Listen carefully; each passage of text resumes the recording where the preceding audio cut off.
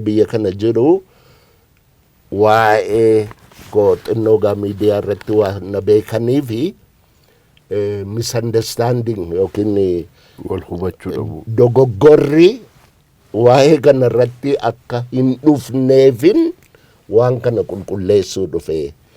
Na ani kana keessa hin jiru. Ani lafa dhugaan hinjirre homtuu hin jiru. Wanni ijaaramu hin jiru. Sobi negatiiviidha. Soba irratti homtuu hin ijaaramu. Kana yeroon jedhu jarri kun sobaa jirus jechaa hin jiru. Hin beeku.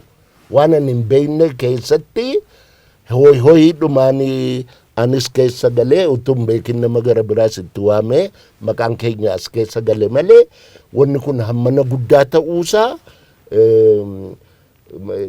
diteelii wanna kana maal akka ta'e anis hin beeku, warri ani waames hin beeku. Uummanni Oromoo kana qubaa qabaatu jechuudhaaf. Nagaa yoo barbaaddan uummata keessan dursiisa. Wanni isin irratti wal dhabdaniif haqa uummataati yoo ta'e warri wal dhabdan kun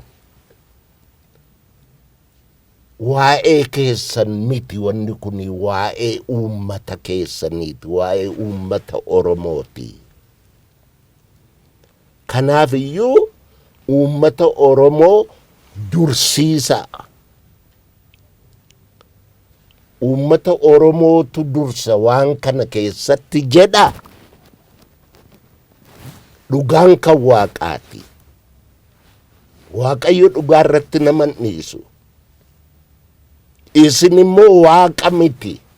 Garri lachuu iyyuu isin keessa lafa kana Oromoodhaaf kan kenne Waaqayyo. Gaafa Waaqayyo Oromoodhaaf lafa kana kenne achi hin jirtani. Yoo hin dandeessu ta'e uummanni kun nagaadhaan haa bulu. Uummanni kun hiyyeessa. Nagaa haa qabaatu, nagaa kennaafi. Lafa dhugaan hin jirre immoo nagaan hin jiru. Dura dhugaa irratti walii galaa. Dhugaan isin irratti walii galtan immoo dhugaa uummatichaa ta'uusaa mirkaneeffadhaa. Yoo kana ta'uu baatee maqaa uummataatiin hin nagadinaa.